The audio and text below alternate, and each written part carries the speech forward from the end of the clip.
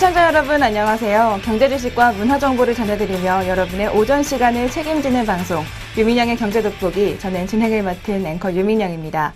5월에는 참 기억해야 할 날이 많습니다. 어린이날, 어버이날, 스승의 날까지 지났는데요. 여태까지가 참 기쁜 날들이었다면 오늘은 조금 마음이 무겁기도 한 날입니다. 35년 전의 희생자들을 오늘 기억하는 날 되셨으면 좋겠습니다. 그럼 유민영의 경제돋보기 지금부터 시작합니다.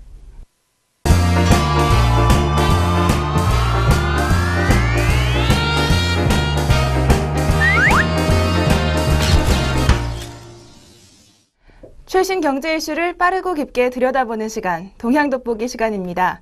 오늘 동향돋보기에서는 앞으로 몰고 올 주식시장 상한가 30%로 바꾸는 것에 대해서 살펴보도록 하겠습니다. 국내 시장에 큰 변화를 몰고 올 가격 제한폭 확대 시행이 한 달여 앞으로 다가왔습니다. 한국거래소와 증권업계는 잠정적으로 다음 달 15일을 디데이로 잡고 준비 작업을 진행 중인데요. 상한가와 하한가 범위, 기존 15%에서 30%로 확대되기로 됐습니다. 이런 개편을 앞두고 시장에서는 기대와 우려가 교차하고 있습니다. 전문가들은 이번 가격 제한폭 확대를 건전한 투자 문화가 자리 잡는 계기로 삼아야 한다고 분석하고 있습니다. 기대와 우려, 전문가들의 분석까지 오늘 동향돋보기에서 자세히 살펴보도록 하겠습니다. 가격 제한폭이 확대되면 당장 주가의 움직임이 크게 늘게 됩니다. 특정 재료가 주가에 반영되는 속도가 매우 빨라지기 때문인데요. 가격 제한폭이 플러스 마이너스 30%로 확대되고 나서 만약 사흘 연속 상한가를 기록한다면 주가는 원래 주가의 2배를 훌쩍 넘기게 됩니다. 반대로 하한가의 경우에는 단 이틀 만에 반토막이 나고요. 나흘이면 4분의 1 토막도 될 수가 있습니다. 현행 15%의 가격 제한폭으로는 2배 혹은 반토막이 되기까지 5거래일이 걸린 반면 30%로 확대가 되고 나면 이틀 정도의 반토막 혹은 2배가 될 수 있으니까 조금 더 투자에 주의를 하셔야 할 것 같습니다. 그동안의 가격 제한폭 제도는 시장 안정에는 도움이 되지만 효율적인 가격 형성을 가로막는 지적을 받아왔는데요. 2011년 이후 상한가 혹은 하한가를 기록한 종목의 이튿날 시초가 변동률은 4에서 5% 수준이었습니다. 바로 이것은 어떤 이슈에 대한 총 가격 변동폭이 20% 내외였지만 15%라는 가격 제한폭 때문에 발생 당일에는 시장에서 균형 잡힌 가격이 형성되지 않았다는 것을 의미합니다. 또 주가가 12 혹은 13% 정도 상승하거나 하락하면 주가가 과잉 반응해서 상한가나 하한가로 달라붙는 이른바 자석 효과가 나타나는 문제도 있었습니다. 이 때문에 일부 세력이 인위적으로 상한가에 근접하는 시가를 형성하고서 추종 매매를 유도하는 이른바 상한가 굳히기 등 불공정 거래도 빈번하게 발생했습니다. 가격 제한폭 확대는 이런 비효율성이나 불공정 거래 소지를 줄일 수 있다는 점에서 긍정적인데요. 당국과 증권업계는 내심 거래량 증가에 따른 시장 활성화도 기대하고 있습니다. 가격 제한폭이 확대되면 기업의 가치 변동이 주가에 신속히 반영될 수 있고 시세 조작도 예전보다 더 어려워진다며 효율성과 건전성 측면에서 실보다 득이 크다는 반응입니다. 시장의 충격이 빨리 흡수되고 해소될 수 있고 장기적으로 인위적인 제한 조치를 풀어야 시장이 더 건강해진다는 의견입니다. 금융당국은 가격 제한폭이 30%로 확대되면 불공정 거래 방지 및 효율적 가격 형성에 충분하다고 보고 있지만 앞으로 장기적으로는 가격 제한폭 자체를 폐지하는 것도 검토하고 있습니다. 하지만 가격 제한폭 확대에 대한 우려도 만만치 않습니다. 내추럴 엔도텍의 가짜 백소 파문으로 코스닥 지수가 장중 5% 폭락한 지난달 22일 이후 가격 제한폭 확대가 야기할 부작용을 우려하는 목소리가 더 높아졌습니다. 가격 제한폭이 확대되면 당시처럼 시장에 돌발 악재가 발생했을 때 시장이 받는 충격이 훨씬 더 커질 수 있기 때문입니다.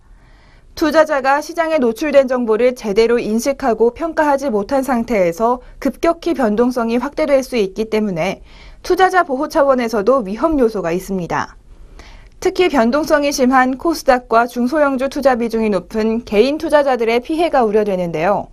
지난해 유가증권 시장에서 전체 245거래일 가운데 대형주가 한 종목이라도 상한가 혹은 하한가를 기록한 날은 각각 1.6%, 4일에 불과했습니다. 반면 소형주는 상한가를 기록한 날이 227일로 92.7%나 차지했고요. 하한가를 기록한 날은 117일로 47.7%나 됐습니다. 코스닥 시장은 상한가와 하한가가 더욱더 빈번합니다. 상한가 기록일이 245일, 100%였고요. 하루도 빠짐없이 가격 제한폭까지 오르는 종목이 있었다는 얘기입니다. 또 하한가 기록일도 182일로 74%에 육박했습니다. 따라서 이번 가격 제한폭 확대로 코스닥 시장의 가격 변동이 이전보다 높아질 개연성이 있다는 우려가 나옵니다. 지금까지 국내 주식시장에서 가격 제한폭은 6%에서 차츰차츰 올라 15%까지 확대되는데요. 그러나 이번에는 가격 제한폭이 일시에 2배 수준으로 확대되기 때문에 시장에 미칠 파급력이 더 클 수가 있습니다. 코스닥 시장에서 개미들이 더 큰 손실을 보고 단타 매매가 기승을 부릴 수 있는 여지가 생긴 셈입니다. 그러나 장기적으로 보면 더 성숙한 투자 문화가 뿌리내리는 계기가 될 수 있다는 지적도 있습니다. 물론 시행 초기에는 하향 변동성 확대에 대한 우려가 커지면서 투자자들이 보수적인 투자로 선회할 것으로 보이지만요. 가격 제한폭 확대가 주로 중소형 개별주에 영향을 줄 것으로 예상되기 때문에 이번 제도 개편이 시장 전반에는 큰 영향을 미치지 않을 것이라는 전문가들도 많습니다. 결국 시장 전반에 대한 큰 영향보다는 실적 등에 따른 중소형주의 종목별 주가 차별화가 극명하게 나타날 것으로 분석됩니다. 호재와 악재에 대한 가격 탄력성이 더 강해지기 때문입니다. 중소형주의 변동성 확대는 반대로 대형주에 대한 선호로 이어질 가능성이 있습니다. 또 펀드 투자 등 간접 투자에 대한 관심이 커질 가능성이 있는데요. 근본적으로는 이번 가격 제한폭 확대가 건전한 투자 문화가 뿌리내리는 계기가 돼야 한다는 지적도 나옵니다. 증권가에서는 묻지마 투자에서 이제 벗어나서 기업 내용을 제대로 알고 투자해야 가격 제한폭 변동에 흔들리지 않을 수 있다고 조언합니다. 또 펀드 등을 통해 전문가들에게 맡기는 간접 투자도 늘어날 것으로 예상되고 있습니다. 이렇게 가격 제한폭 확대에 따른 시너지 효과들 오늘 동향돋보기에서 알아봤습니다.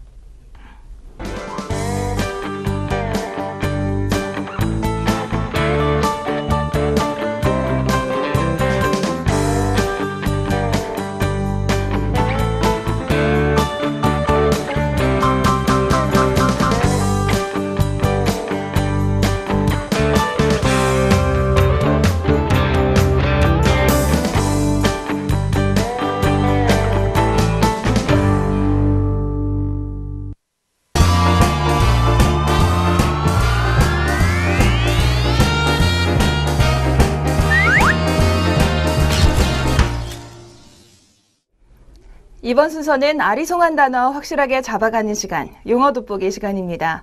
오늘 용어 돋보기에서는 K-뷰티라는 용어에 대해서 자세히 살펴보겠습니다. 먼저 한류라는 용어가 보통 아이돌 가수나 우리나라 드라마가 해외에서 많은 인기를 끌고 있는 것을 의미한다면 K-뷰티는 우리나라 화장품 제품에 대한 열광적인 인기를 의미하고 있습니다. 이른바 화장품 한류라고 볼 수가 있는데요. 최근 엔저 현상이 지속되면서 중국 소비자들이 우리나라 화장품 대신 일본 화장품을 선택하지 않을까 우려하는 목소리가 있었습니다. 하지만 K-뷰티 열풍에 대한 엔저 공습, 기호였다고 합니다. 국내 화장품 브랜드들은 올해 1분기 사상 최대 실적을 기록하면서 고공비행을 계속했습니다. 아모레퍼시픽그룹은 지난 1분기 화장품 계열사가 매출 1조 3,800억 원, 영업이익 3,200억 원을 기록했다고 밝혔습니다. 각각 전년 동기 대비 27.7%, 50.2% 증가한 수준이고요. 사상 최대 분기 실적이었습니다. 아모레퍼시픽은 설화나 헤라, 프리메라 등 럭셔리 브랜드와 아이오페, 라네즈, 마몽드 등 인기 중저가 브랜드를 보유하고 있습니다. 회사 관계자는 차별화된 브랜드력을 바탕으로 국내 시장 리더십을 강화하는 한편 해외 사업 성장이 가속화된 데 따른 것이라고 설명했습니다. 이렇게 엔저에도 불구하고 아모레퍼시픽의 실적이 좋은 모습을 보였는데요. LG생활건강도 마찬가지였습니다. 프레스티지 브랜드인 후가 중국인들 사이에서 큰 인기를 끌면서 국내 주요 면세점에서 시계, 보석 등을 포함한 전 카테고리 1위에 오르는 등 요커 효과가 주효했다고 합니다. LG생활건강의 화장품 사업 1분기 매출은 6천억 원 정도를 기록했고요. 영업이익은 1,090억 원으로 전년보다 각각 34.5%, 64%나 성장했습니다. 영업이익의 경우 분기 사상 처음으로 100억 원을 넘어섰다고 합니다.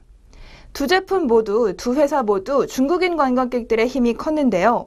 면세 채널의 경우 아모레퍼시픽의 전년 대비 매출 200%나 성장하는 쾌거를 이뤘다고 합니다. 아모레퍼시픽은 중국 등 아시아 시장에서도 전년 대비 50% 성장한 2,400억 원의 매출을 기록하는 등 해외 경쟁력 강화에 속도를 내고 있고요. LG생활건강 역시 면세점 매출이 참 좋았습니다.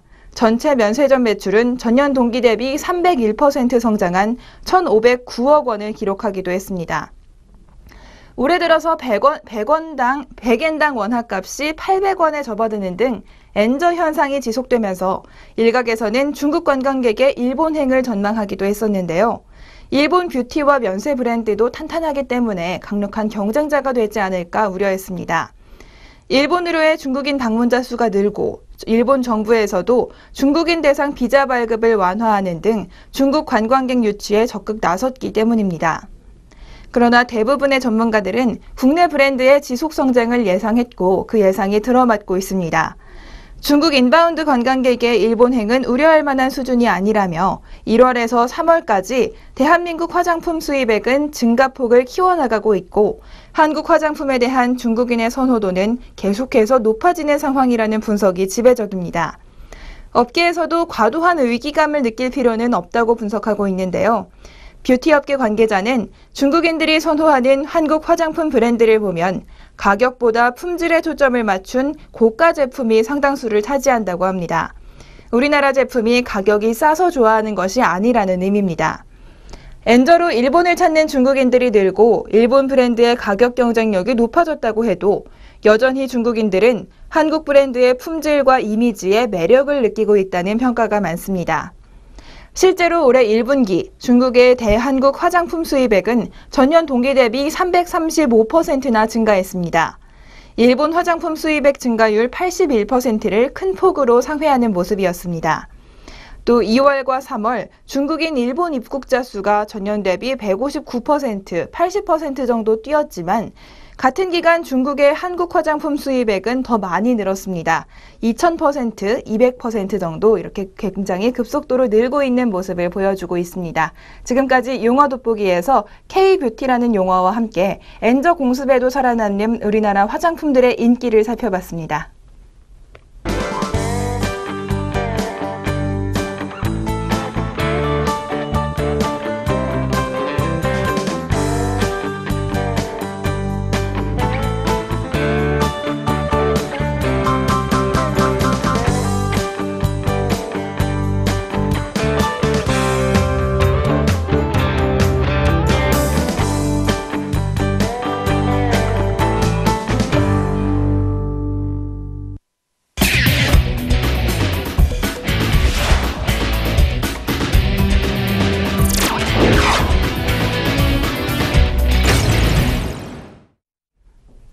경제의 문화적 재미를 더하다. 컬처 앤 이코노미 시간입니다.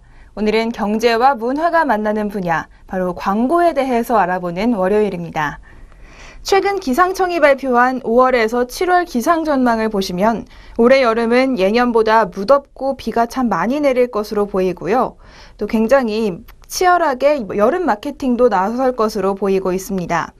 시원한 음료수부터 에어컨 등 더위를 물리치기 위해 필요한 익숙한 상품들이 이른 더위에 지친 소비자들에게 가장 먼저 다가가기 위해서 TV 광고 선점 경쟁에 열을 올리고 있습니다.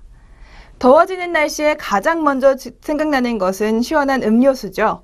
사이다 브랜드 스프라이트는 찌는 듯한 더위와 짜증나는 순간을 시원하게 날려버리는 TV 광고를 공개해서 눈길을 끌었습니다. 지금 떠오르고 있는 스타 강소라와 바비를 메인 모델로 동반 발탁해서 무더운 도심 속에서 스프라이트 샤워를 시원하게 즐기는 내용으로 TV 광고가 나오고 있습니다. 또 여름 하면 빼놓을 수 없는 별미로는 시원한 냉면을 꼽지 않을 수가 없는데요. 농심은 배우 강하늘을 모델로 한 신제품 동지 물김치 냉면과 동지 비빔냉면 TV 광고를 공개했습니다. 광고에서 강하늘은 스마트폰으로 더워지는 날씨를 확인하고 시원한 냉면을 만들어서 맛있고 시원하게 먹는 장면을 연출했습니다. 또 국내 최대 슈즈 멀티스토어 ABC마트는 빨라지는 무더위를 겨냥해서 이색 여름 샌들 광고 영상을 공개했습니다. 이번 광고는 2달간 총 4편이 각각 다른 컨셉으로 반영될 예정이라고 하는데요. 피크닉에 잘 어울리는 샌들을 시작으로 락 페스티벌에 잘 어울리는 샌들, 또 어반 스트릿에 잘 어울리는 샌들, 또 여름 시즌에 맞춰 바캉스에 잘 어울리는 샌들 등 다양한 컨셉으로 순차적으로 공개할 계획이라고 합니다. 화장품 업계도 여름 광고에 빠질 수가 없습니다. 스킨푸드는 여름철 뜨거운 열과 자외선으로 인해 열린 모공과 피지를 쿨링감으로 꽉 잡아준다는 포어핏 쿠션 보틀 광고를 선보였습니다. 이번 광고는 얼음같이 차가운 사용감과 시원한 모공 수축 효과를 강조해주고 있습니다.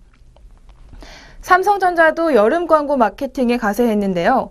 유례없는 폭염이 예상되는 올여름을 대비해서 김연아를 모델로 한 삼성 에어컨 성수기편 광고를 공개하며 시장 선점에 앞서 나가고 있습니다. 광고는 뉴질랜드의 드넓은 대지와 빙하의 만년설로부터 불어오는 시원한 바람을 온몸으로 만끽하는 김연아를 통해 청량감 있는 영상으로 시작합니다. 뒤이어 뉴질랜드에서 가장 큰 빙하로 알려진 타스만 빙하 한가운데서 에어컨이 뿜어내는 바람을 보여주면서 냉방 기능을 강조하는 이미지로 광고가 만들어졌습니다. 또 여름 같은 봄 날씨가 일찍 이어지면서 모기와 진드기 퇴치제 판매도 늘고 있는데요. 여름이면 찾아오던 살충제 광고 벌써 찾아왔습니다.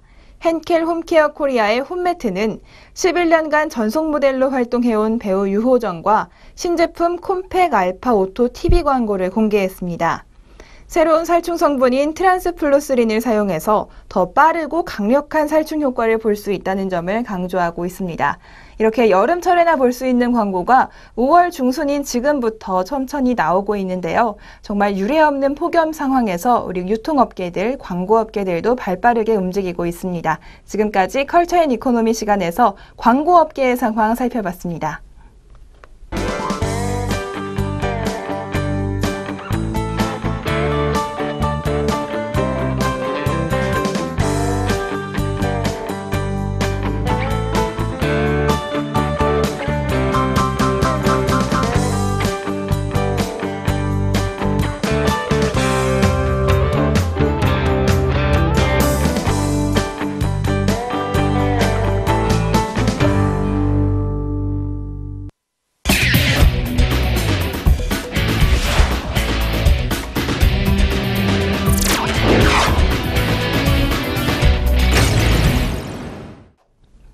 경제 돋보기 이번 순서는 주목할 만한 주식을 한 종목씩 소개해드리는 주식 한마디 시간입니다.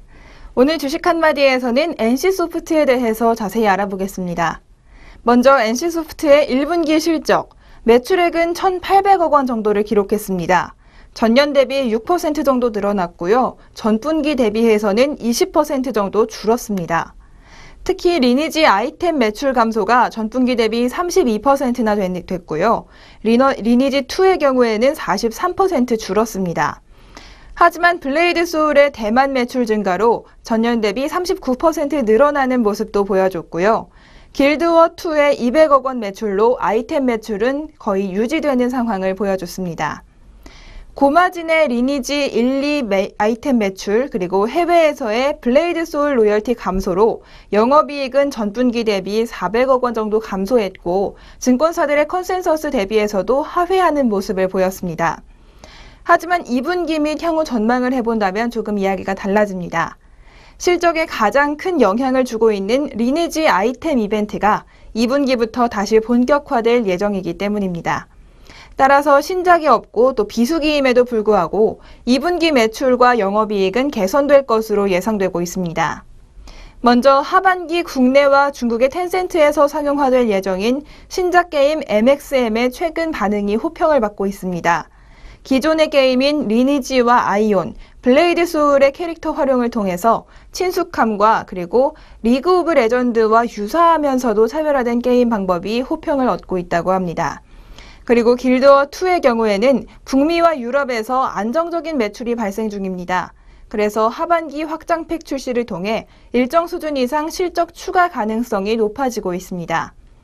마지막으로 자회사 엔트리브 소프트가 개발한 모바일 게임 소환사가 되고 싶어가 국내 구글 플레이 매출 순위 16위에 랭크됐다는 좋은 소식도 나왔습니다. 하반기 중국과 국내에서 출시될 블레이드 소울 모바일과 아이온 레기온스 등 모바일 게임에서의 실적이 추가될 것으로도 예상되고 있습니다. 국내외 온라인 게임 시장 상황상 NC소프트의 온라인 게임 신작 출시에 대해서 과거와 같은 기대감을 갖기는 조금 어려워 보입니다. 최근 몇 년간 출시된 국내외 온라인 게임이 희소했다는 점, 그리고 또 온라인 IP를 활용한 모바일 게임의 흥행률이 높다는 점을 감안하면 그래도 하반기 NC소프트의 신작 모멘텀 기대는 유효하다는 판단이 나오고 있습니다. 1분기를 저점으로 기존 게임을 통한 실적 증가도 예상되는 가운데 오랫동안 기다렸던 온라인과 모바일 게임 신작 출시가 가시화됨에 따라서 NC소프트의 성장성에 대한 기대가 다시 형성될 것으로 기대되고 있습니다.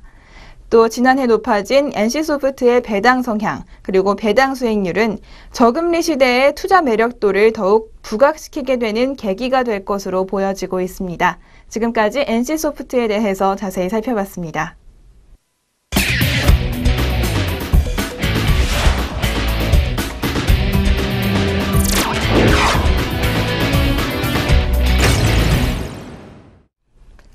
경제적으로 사느라 지친 삶 가운데 쉼표가 되는 시간, 3분 문학 충전 시간입니다.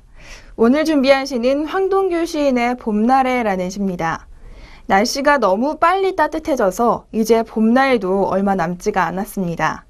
앞서 컬처 앤 이코노미 시간에 소개해드린 것처럼 벌써 여름 마케팅과 광고가 시작되고 있기도 한데요. 지나가 버리는 봄날이 아쉬워서 봄날을 따뜻하게 그려주고 있는 시 한 편 준비했습니다. 황동규 시인의 봄날에 함께 들어보시죠.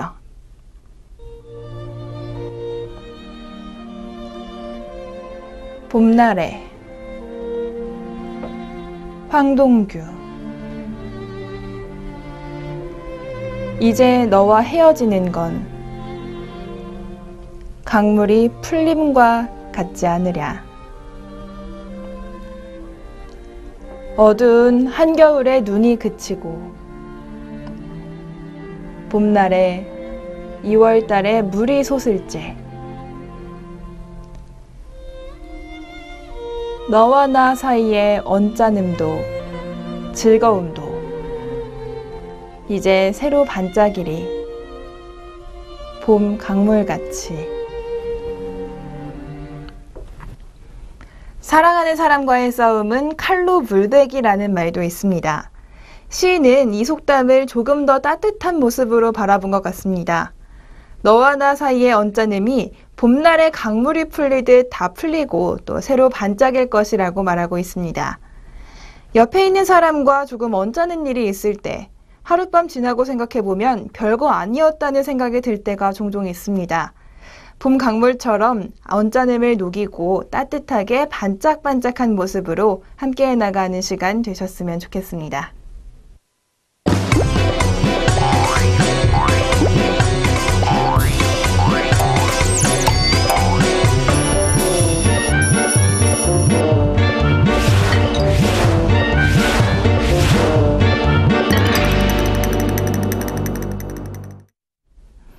경제 돋보기 오늘 준비한 소식 모두 전해드렸습니다.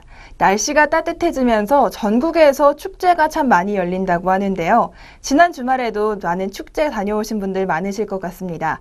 혹시 놓치셨다면 저희 경제 돋보기가 소개해드리는 다양한 문화 소식과 함께 다음 주말 한번 기약해 보시는 것도 좋겠습니다. 경제 돋보기 오늘 여기서 마무리하고요. 내일 다시 찾아뵙겠습니다. 시청해주신 여러분 고맙습니다.